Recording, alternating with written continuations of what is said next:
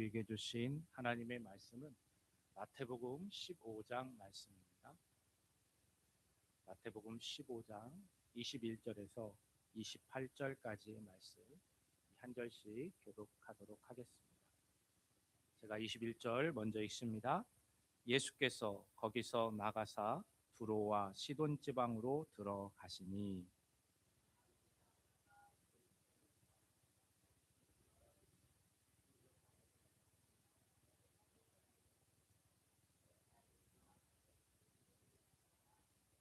예수는 한 말씀도 대답하지 아니하시니 제자들이 와서 청하여 말하되 그 여자가 우리 뒤에서 소리를 지르오니 그를 보내소서.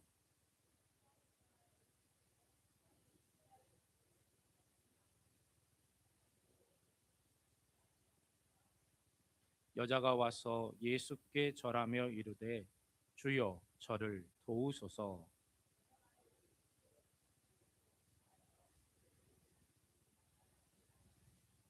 여자가 이르되 주여 올소이다마는 개들도 제 주인의 상에서 떨어지는 부스러기를 먹나이다 하니 이에 예수께서 대답하여 이르시되 여자여 내 믿음이 크도다 내 소원대로 되리라 하시니 그때부터 그의 딸이 나으니라. 아멘. 우리 인사하겠습니다. 고맙습니다. 감사합니다. 사랑합니다. 네, 새해 설날 잘 보내셨는지요? 따뜻하고 온화한 날씨가 있어서 그래도 좀 포근하게 또 이렇게 보낼 수 있었지 않았나라는 생각이 듭니다. 무엇보다도 우리의 새 소망이 되신 예수 그리스도 안에서 여러분이 계획하시고 또 이루고자 하시는 모든 것들이 성취되고 형통의 복을 누리시기를 우리 주 예수 그리스도의 이름으로 축원합니다. 유흥열 목사님의 한 책에서 본인이 처음 중국 사역을 할 때의 이야기를 본 적이 있습니다. 중국 사역을 하면서 북한에서 넘어온 탈북자들을 성경 공부를 통해서 믿음으로 이끄는 과정을 하는 가운데 한 청년을 만나게 됐고 그 청년에게 복음을 전하고 예수 그리스도를 영접해서 하나님을 믿는 사람으로 세움을 받게 했습니다. 이 북한 탈북자들의 믿음의 성장의 가장 큰 정점에 다다른 그런 목적은 다시 북한 땅으로 돌아가서 내가 받은 구원의 확신을 다시 증거하는 것이었습니다. 근데 이 청년도 구원의 확신을 가지자 북쪽에 두고 온 어머니가 생각이 났던 거였습니다. 그래서 다시 북으로 돌아가서 새벽녘쯤에 잠들어 있는 어머니의 귀에다 대고 자신이 돌아왔다라고 얘기를 하면서 어머님, 내가 중국으로 넘어갔다가 한 선교사님을 만나서 예수님을 만나게 됐고 제가 예수님의 사람이 됐습니다. 어머님도 예수님 믿고 구원받고 천국 가시기를 원합니다라고 복음을 전했다고. 그때 어머님이 눈물을 흘리며 하나님 감사합니다. 하나님 감사합니다라고 하는 것이었습니다. 어머니가 그 이유에 대해 아들에게 설명합니다. 40년 전에 너희 아버지가 예수님을 믿고 예수님의 복음을 전하다가 잡혀서 그만 순교하였다. 그런데 그 사실을 차마 입 밖으로 낼 수가 없었고 매일매일 너에게 그 구원의 은혜가 임하기를 기도하는 삶을 살았다. 그런데 이제 그 기도를 하나님이 들어주셨다라는 고백이었습니다. 우리는 때로 왜 하나님이 나의 기도를 들어주시지 않을까? 왜 나의 응답은 이렇게 더딜까? 라는 의심을 하게 됩니다. 또 어떤 때는 믿음이 있는 것 같은데 드러난 현실의 문제 앞에서 우리의 믿음이 깨끗이 사라져버리는 그러한 모습들을 보게 됩니다. 분명 우리에게 있어 신앙생활은 참 쉽지가 않습니다. 유혹과 위기가 예고 없이 찾아오기 때문일 것입니다. 그때마다 우리는 흔들리고 또는 낙심에 빠지기도 합니다. 자, 여러분은 어떠십니까? 한 번의 의심도 없이 위기와 고난 속에서 불안해하지 않고 신앙생활을 열심히 온전하게 하시는 분들이시죠? 웃지 마시고 이때는 아멘 하셔야 돼요. 저도 지금 긴장이 돼서 그래요. 화면에 얼굴이 딱 뜨니까 긴장이 되고, 이게 지금 실시간으로 유튜브에 송출이 된다고 하니까 지금 여러분에게 보이지는 않지만 지금 다리가 부들부들 떨리고 있습니다. 꼭 제가 처음으로 목회자가 됐을 때 박상준 집사님과 전혜나 집사님 결혼식 때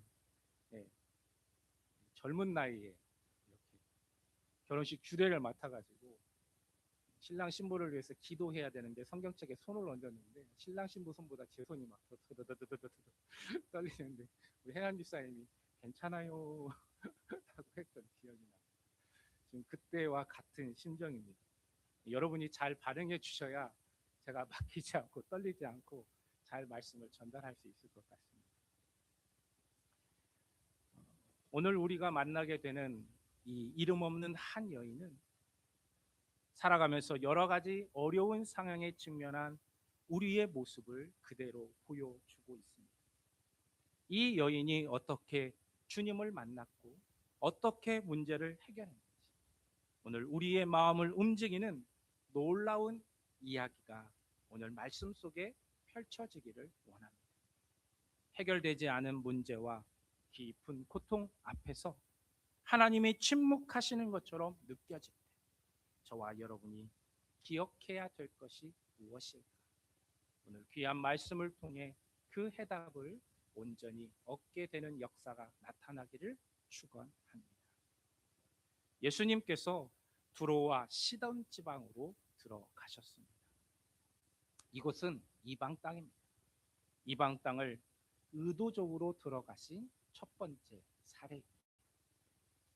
유대인의 시선에서 보게 되면 이 땅은 분명히 소외된 땅이었습니다. 경건한 유대인이라면 더러운 곳, 죄악된 곳으로 여겨져서 가까이 하려고 하지 않는 곳이 바로 그곳입니다. 그 이유는 바로 그곳 사람들이 우상 숭배를 했기 때문입니다. 그런데 그곳에서 한 여인이 예수님께 다가왔습니다.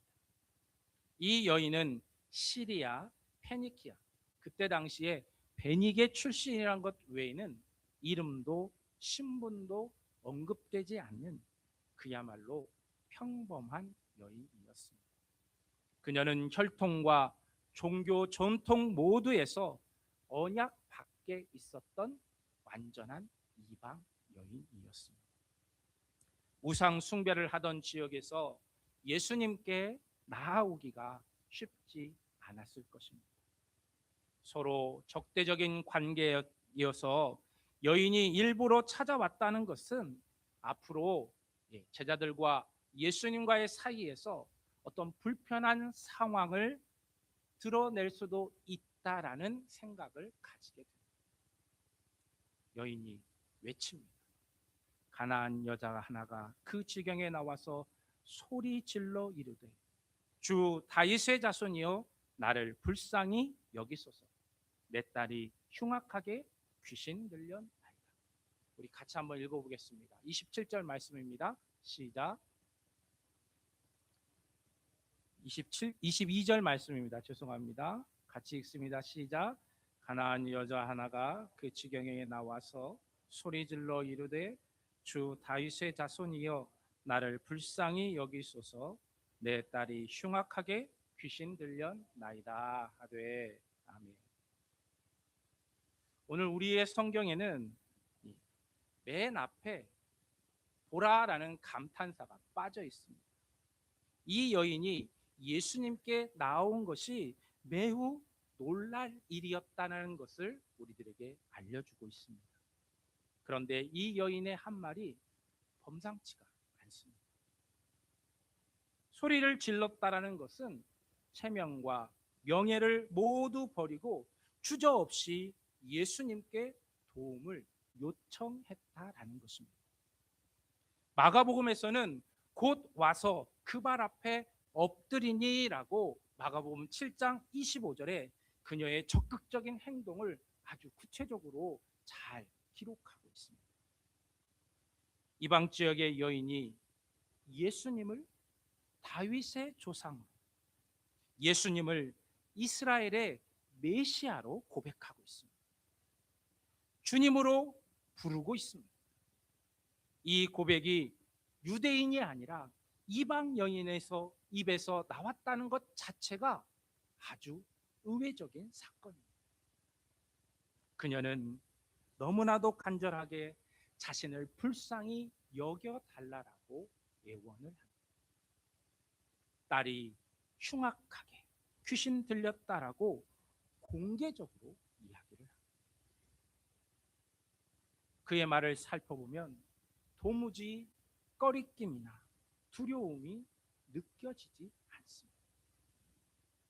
그녀의 믿음이 범상치 않다는 사실을 우리는 짐작할 수가 있습니다. 그런데 주님의 발음이 썰렁합니다. 너무나도 차갑게 느껴집니다. 23절의 상반절을 보게 되면 한 말씀도 대답하지 아니하시니라고 기록하고 있습니다. 귀신 들려 고통받는 딸을 주님이 고쳐 주시기를 바라는 믿음으로 나온 여인을 향하여 주님은 침묵하십니다. 어떻습니까, 여러분? 놀랍지 않으십니까? 죄인들을 품어주시는 주님이 어찌 이 불쌍한 여인에 대해서 이렇게 냉담하게 반응하고 계시는 것일까?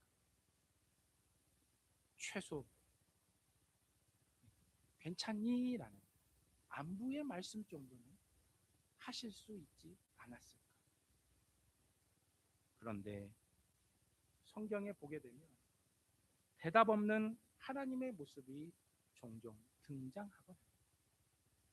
여러분이 잘 아시는 요셉 역시 형들에게 버림을 받고 노예로 팔리고 누명을 쓰고 감옥에 갇혔음에도 불구하고 하나님은 그를 즉각 해결해 주지 않습니다.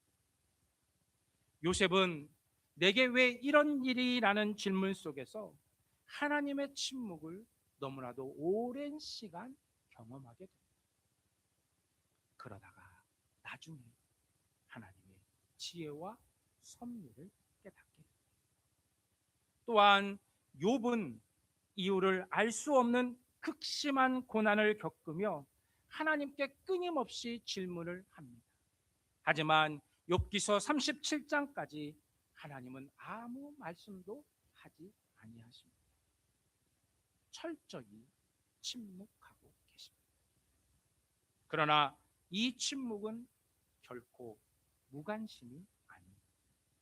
아무 말씀 없으신 듯한 이 순간에도 주님은 우리의 탄식을 듣고 계시는 것입니다. 우리는 흔히 침묵을 거절이라고 단정을 합니다. 하지만 하나님은 침묵을 통해서 저와 여러분의 신앙을 정돈하시고 또한 우리의 갈망을 순전하게 만드십니다. 신앙의 선조들이 경험한 하나님의 침묵은 오히려 믿음을 깊게 만드는 시간이었다라는 것입니다. 우리는 기도한 지 얼마 되지 않아서 왜 하나님은 응답을 하지 아니하시지라고 답답해요. 또 그것으로 인하여 쉽게 기도를 멈추기도 합니다. 그러나 성숙한 믿음은 응답의 속도로 결정되지 않습니다. 하나님의 침묵 앞에서도 그 자리를 지키는 것이 바로 믿음인 것입니다. 여인은 주님의 침묵 앞에서도 떠나지 않았습니다. 오히려 침묵을 뚫고 주님께 더 가까이 나아갔습니다. 이 믿음이 참으로 귀합니다. 하나님의 부재를 느낄 때 저와 여러분은 어떻게 반응하고 계십니까? 무기력하게 한숨을 쉬면서 그럼 그렇지 라고 포기하지 않으십니다. 사랑하는 성도 여러분, 포기하지 말고 침묵 속에서 하나님의 섭리를 발견하시기를 축원합니다. 침묵 속에서도 우리를 바라보고 계시는 주님을 신뢰하는 믿음 위에 서는 성도가 되시기를 축원합니다. 주님은 가장 선한 때에 응답하시며 우리의 삶의 소망, 새로운 소망을 여시는 분이신 줄로 믿습니다. 그 신실하신 주님을 끝까지 붙드시는 저와 여러분들이 되시기를 축원합니다. 미국의 신학자 스탠리 하워즈는 한나의 이야기는 자신의 저서에서 기독교인으로 사는 것을 답 없이 사는 것을 배우는 과정이다라고 표현하고 있습니다. 답을 모르지만 계속 나아가는 것을 배우는 일이 바로 멋지고 아름다운 신앙생활이다라고 이야기합니다. 우리가 할 일은 낙담하거나 지치지 말고 주님께서 나와 늘 함께 하심을 신뢰하는 것입니다. 혹여 결과가 더디 나타나거나 아예 보이지 않다 하더라도 우리는 결코 포기하지 말아야 합니다. 하나님은 단 한순간도 놓치지 아니하시고 사랑의 눈길로 저와 여러분을 바라보고 계시는 줄로 믿습니다. 응답의 선물을 이미 준비하시고 우리를 기다리고 계십니다. 주님은 이 믿음을 우리에게 이미 선물로 주신 것입니다. 주님의 은혜 가운데 침묵의 시간을 섭리의 시간으로 바꾸어 달라고 간구하시는 이 시간이 되시기를 소망합니다. 이제 그때의 제자들이 나서기 시작합니다. 그리고 예수님께 청합니다. 그 여자가 우리 뒤에서 소리를 지르니 그를 보내소서. 유학 말로 쓰여졌지만 이 말의 뜻은 뭡니까? 이 말의 뜻은 뭐예요? 귀찮으니까 좀 보내달라는 거예요. 주님이 호통을 쳐서 좀 떨어지게 만들어 달라는 이야기.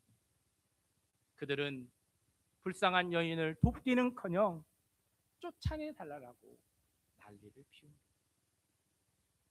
제자들은 놀랍게도 은혜의 통로가 아니라 방해하는 존재들이 되어버리고 말았던 것입니다. 그들에게 이 여인은 원활한 사역을 이어가는데 너무나도 귀찮고 거추장스러운 사람이었을 뿐이었습니다. 제자들은 도대체 왜 이 여인의 이 간절한 요청을 내팽개쳐 버린 것일까요? 성경에는 자세한 이야기가 나오지는 않고 있습니다만 어느 정도 우리는 그 이유를 예상해 볼 수가 있습니다. 우선 이방 여자라는 것이 편견으로 작용했을 것입니다. 또한 먼 여행으로 지쳐 있었기 때문에 짜증이 났을 가능성도 있습니다. 또는 이미 마음에 굳어진 종교적인 관성 때문은 아니었습니다. 유대인이 정결하지 않은 이방인을 상대하는 방식은 늘 그러했기 때문이었습니다. 성경에 이러한 사례는 부지기수로 등장을 하고 있습니다. 요나는 니느웨 사람들에게 민족적 편견 때문에 하나님의 뜻에 거역을 합니다. 겟세마네에서 예수님의 제자들은 피곤한 나머지 예수님과 함께 깨어 있지 못했습니다. 이스라엘 백성들은 출애굽 이후에 불편한 상황이 계속해서 이어지게 되자 하나님의 인도하심을 보지 못하고 그저 불평과 불만만을 늘어 놓을 수밖에 없었습니다. 그런데 우리 또한 다르지 않다라는 것입니다. 우리를 사랑과 믿음에서 멀어지게 하는 방해적인 요소가 너무나도 많습니다. 편견과 선입견이라는 방해 요소가 있습니다. 신앙의 다양성을 인정하지 못하는 자기 세계에 갇혀서 완고함 또한 매우 강력한 방해 요소로 작용을 합니다. 우리 공동체 안에 편견이나 무관심이나 또는 종교적인 관성이나 자기 생각만을 하는 이기적인 마음으로 닫힌 마음이 있지는 않으십니다. 혹 나 자신이 우리 교회가 예수님의 사랑을 경험하고자 다가오는 사람들에게 걸림돌이 되고 있지는 않습니다. 그런데 이 여인은 제자들의 말에 멈춰서지 않았습니다. 그 어떤 방해도 이 여인의 믿음을 꺾을 수는 없었습니다. 그 여인의 신앙의 방향은 바로 사람이 아니라 예수님이었기 때문입니다. 이것이 바로 그 여인의 큰 믿음의 두 번째 모습입니다. 우리의 신앙도 타인의 시선이나 오해로 인하여 흔들릴 때가 있습니다. 그러나 사람이 아니라 예수님을 바라볼 때 다시 세워지게 될 줄로 믿습니다. 어떠한 일이 우리를 막아도 주님께 더 가까이 나아가는 믿음의 소망이 가득하기를 축원합니다. 그런데 상황은 해결이 아닌 더 심각한 상황으로 이어지게 됩니다. 여인에게 세 번째 시련이 다가옵니다. 나는 이스라엘의 집에 잃어버린 양 외에는 다른 데로 보내심을 받지 아니하였다. 그 어떤 거절보다도 완벽한 종교적인 관점에서의 여인에 대한 무시적인 태도를 누가요? 예수님이 보이십니다. 얼핏 민족적, 인종적 차별로 느낄 수 있는 그러한 말씀입니다. 모멸감과 수치심을 느끼게 할 만한 예수님의 말씀인 것입니다. 그런데 이 말씀은 사실이 아닙니다. 우리가 알고 있는 것과 같이 예수님께서 이스라엘 사람들만을 위해서 오셨다라고 한다면 굳이 예수님께서 지금 이방인들이 사는 지역에 왜 들어가셨겠습니까? 예수님은 바로 그 땅을 고치시기 위해서 들어가신 것입니다. 이것은 하나님의 구원의 계획이 언약의 질서 속에서 진행되어지고 있다라는 의미인 것입니다.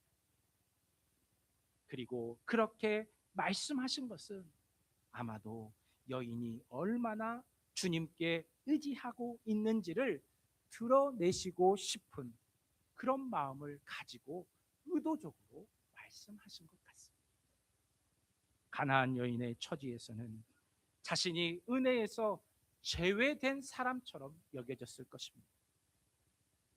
그런데 그럼에도 불구하고 그녀는 물러서지 않고 더욱 가까이 나와 절하며 주여 저를 도우소서라고 말을 합니다. 사랑하는 여러분, 우리도 때로는 말씀이 위로보다 상처처럼 다가올 때가 있습니다. 기도는 응답되지 않고 상황은 더 어려워지며 심지어 말씀 속에서도 자리를 잃은 것처럼 느껴질 때가 있습니다. 그러나 믿음은 이해되지 않는 순간에도 하나님의 선하심을 끝까지 붙드는 끈질긴 신뢰입니다. 때로 소외된 듯 느껴지고 마음이 무너질 때에도 포기하지 말고 주님께 더 가까이 나아가시기를 원합니다. 여인은 이처럼 거절당하는 상황에서도 포기하지 않고 더욱 오히려 주님께 간절하게 간구합니다. 그런데 예수님이 여기서 그치지 않고 매우 모멸적인 충격적인 말씀을 하십니다. 자녀의 떡을 취하여 개들에게 던짐이 마땅하지 아니하니라. 여인을 지금 뭘로 취급합니까? 집에서 기르는 개로 취급합니다. 우리가 흔히 농담으로 사람이 아니모이다 합니다. 사람이 아니다는 거. 내 은혜를, 내가 주는 은혜를 받을 만한 조건이 안 된다는 겁니다. 내가 너를 거부할 이유가 충만하다는 거죠. 여러분 같으면 어떻게 하시겠습니까? 예수님의 이러한 대답 앞에 여러분 같으면 어떻게 하시겠어요?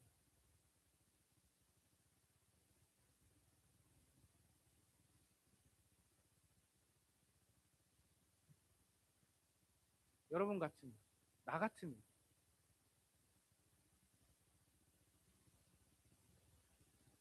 모멸감을 안겨주는 말임이 틀림이 없습니다. 그런데 오늘은 그런데란 말이 너무나 많이 등장을 합니다. 참으로 이 여인은 지혜롭게 대답을 합니다. 주님의 말씀이 옳다라고 말하면서 우리 같이 읽어볼까요? 27절 말씀. 개들도 제 주인의 상에서 떨어지는 부스러기를 먹나이다. 다시 한번. 개들도 제 주인의 상에서 떨어지는 부스러기를 먹나이다 라고 대답을 합니다.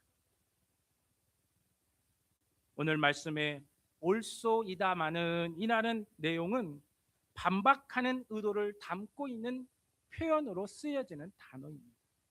헬라어 본문에서는 매우 깊은 동의를 나타내는 표현입니다.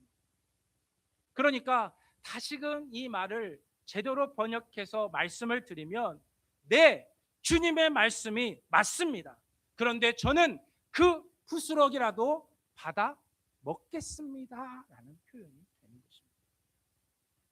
이것은 곧 예수님을 주인으로 고백하며 그분의 식탁에서 떨어지는 은혜의 한 조각이라도 자신에게 충분하다라는 고백입니다. 그렇습니다. 여인은 감정보다는 은혜를, 자존심보다는 소망을 선택했습니다. 바로 이 간절함과 겸손 앞에서 예수님께서 결국 진심을 드러내시면서 여자여 내 믿음이 크도다라고 칭찬하십니다. 그리고 그 딸은 즉시 나음을 받습니다. 시간과 공간, 민족과 경계를 넘는 예수님의 은혜가 그녀의 가정에 임하게 되었던 것입니다. 이것이 바로 그 여인의 큰 믿음의 세 번째 믿음입니다. 믿음은 우리의 감정을 조절하는 힘을 제공합니다. 우리에게도 이러한 믿음이 자라기를 소망합니다.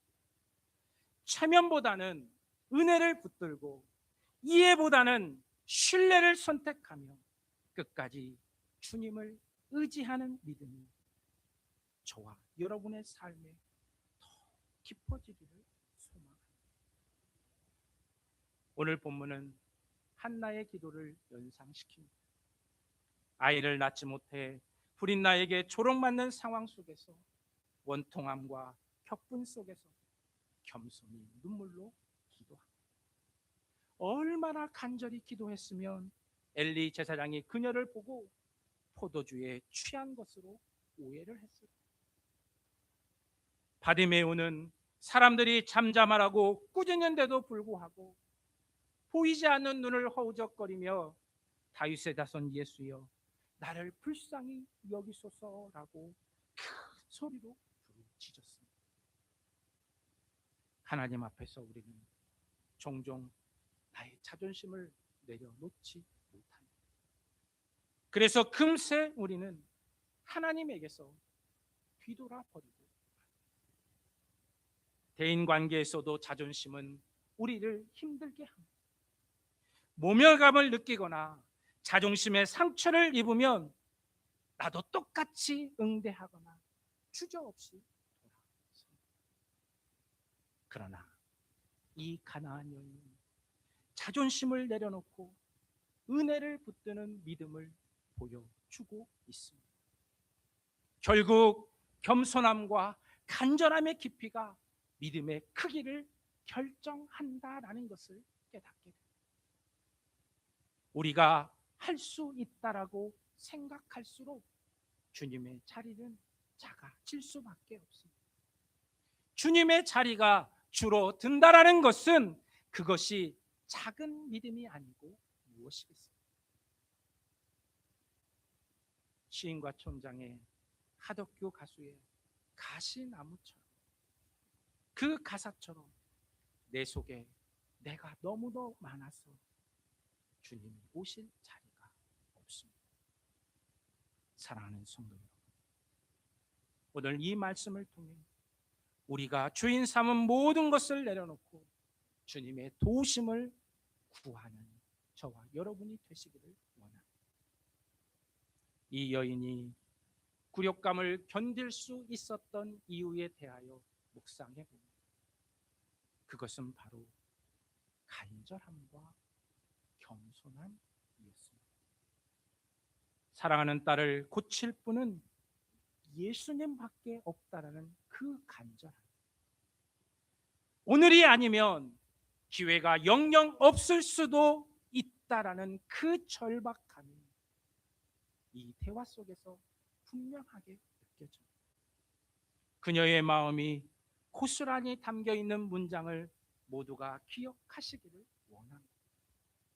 주여, 나를 불쌍히 여기소서. 나를 불쌍히 여기소서. 바로 이 처절한 기도는 아마도 성경과 교회의 역사에서 가장 단순하면서도 가장 깊은 기도일 것입니다. 예수님의 도우심을 구하는 것만큼 위대한 믿음은 없습니다. 그 심오한 믿음의 신비는 예배 속에서 계속해서 키리에 엘리에서 주여 나를 불쌍히 여기소서, 주여 불쌍히 여기소서 라는 전통으로 이어져 오게 되었던 것입니다. 사랑하는 성도 여러분, 이 위대한 기도에 동참하시기를 원합니다. 먼저 우리 자신을, 아니 나 자신을 불쌍히 여겨달라고 구하기를 원합니다. 주님의 손길이 필요한 가족과 이웃을 불쌍히 여겨달라고 기도하시기를 바랍니다. 지금도 차별과 기근과 전쟁으로 고통 중에 있는 수많은 불쌍한 자들을 불쌍히 여겨달라고 기도하시기를 바랍니다. 특별히 나의 동포, 저 북녘 땅에서 이루 말할 수 없는 핍박 속에서도, 그 음침한 감옥과 지하의 자리에서도 주님의 이름을 부르며 그 신앙을 놓지 않고 있는 저 북한의 성도들을 위해서 주여 불쌍히 여겨달라고 기도하시기를 원합니다.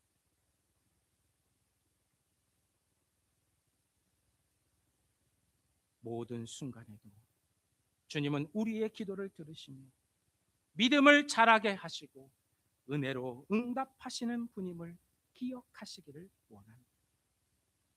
우리의 간절하고 겸손한 기도를 주님은 분명히 들어주실 줄로 믿습니다. 오늘 본문의 가나안 여인의 이야기는 소외와 침묵, 시험과 기다림 속에서도 믿음으로 주님을 붙들면 어떤 열매를 맺는지를 우리들에게 가르쳐주고 있습니다. 때로는 응답이 더디고 해결되지 않는 문제들에 저와 여러분의 믿음이 흔들릴 때가 있을 것입니다.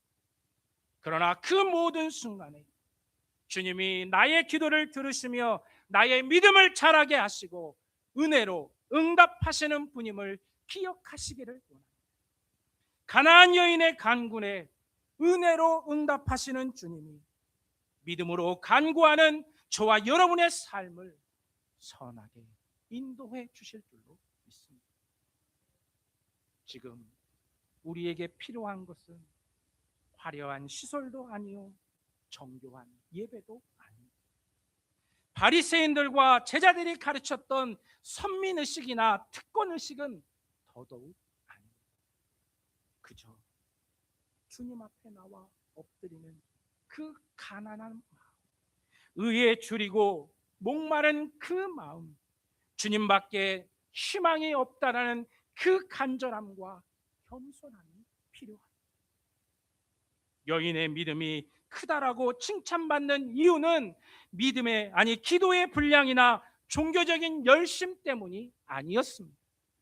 바로 주님의 침묵 앞에서도 주님을 떠나지 않는 믿음, 사람들의 방해에도 주님을 바라보고 멈추지 않는 그 믿음, 자존심이 흔들리는 상황 속에서도 은혜를 붙드는 그 믿음 때문이었습니다. 침묵을 뚫고 방해를 넘어서고 무시를 극복한 신뢰, 바로 그것이 믿음의 참 모습입니다. 그녀는 가장 낮은 자리에서 주님께 도움을 구했고 주님은 그녀를 큰 믿음의 소유자라고 칭찬하셨습니다. 이 믿음을